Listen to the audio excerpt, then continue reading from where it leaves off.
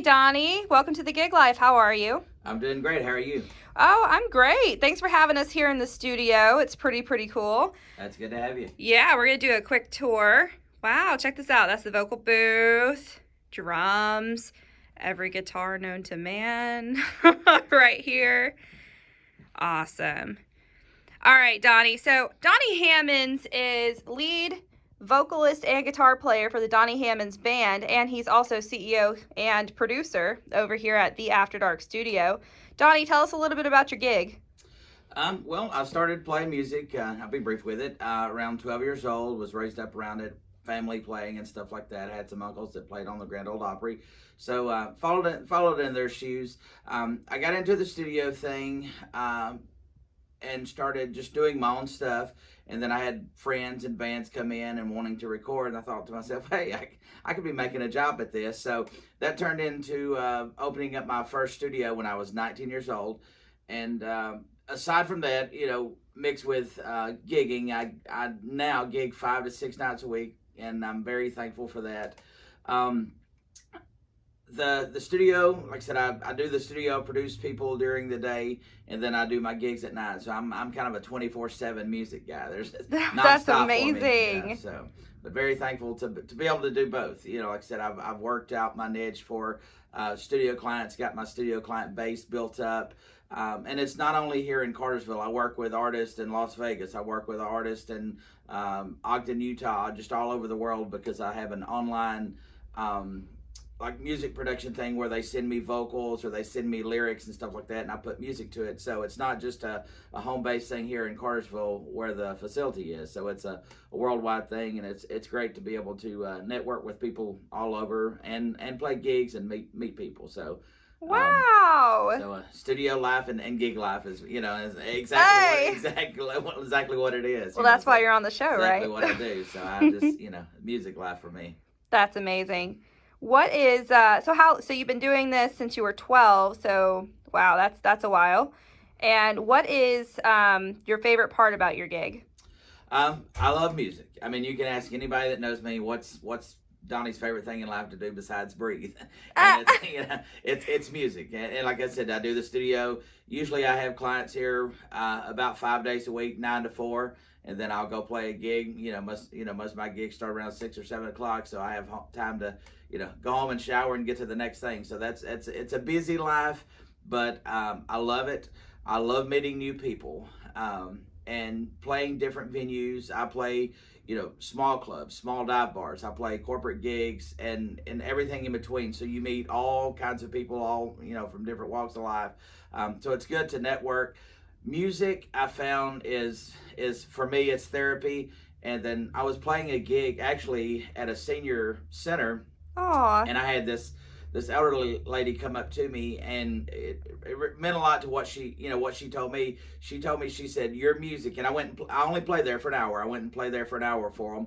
And she told me that my music for that hour was better than any doctor she has seen, any medicine she has taken, or anything that she has done, as far as therapy and stuff like that. So I was like, wow, that's a big thing. So music is like I said, it's therapy. It's a healing thing. It's something, every time you think about something, music is involved, whether it's, sports. They're going to play music when the team's coming out to get them, to get them riled up and stuff like that. So music is just, a lot of people don't realize the power of music, I guess is what it is. So it's awesome to go out and network with people and meet new people from, like I said, different walks of life, and figure out how your music has touched them, especially if it's an original song that you've written, and they come up and tell you, hey man, I listened to your song, so-and-so, it really touched me. And you're like, wow, you actually listened, So it's hard to get, like a lot of the original stuff out there. So when people come up and can actually tell you the name of the song and the lyrics, they've listened, and it means a lot to you. So music is, for me, it's a way, it touches myself, and it's like fulfills my heart, but then when it touches and fulfills others, it's an awesome feeling. Makes it that much better. It does. So with all this love that you have for your gigs, multiple, what if there was one thing that you could tell up and coming producers or future studio owners or giggers in the music life, what kind of advice would you offer them? persistence and consistency. Okay.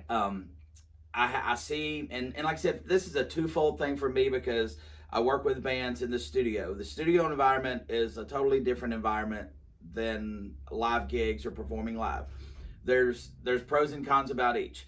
I see bands all the time come in the studio not prepared, and there's things that you can do, on the fly, we say, in the studio that captures energy. But the main thing, to be prepared for your craft. I mean, if you work a day job at a certain place, you're going to know how to do your job when you go in that morning. So if you show up unprepared and don't have your tools and tell your boss, well, I left this, or this sort of thing, it's not going to be a fun thing, because you need to be prepared. So I see bands, they'll come in here and work on a project, and 3 months later down the road, you won't see any social media about releasing it, anything like that. And then I'll talk to one of the band members. Oh, the band broke up, and after they just spent money and time on a demo. Or I'll go see a band live, and you can tell if they've been prepared or not, if they've rehearsed the songs, and stuff like that. And as far as booking shows,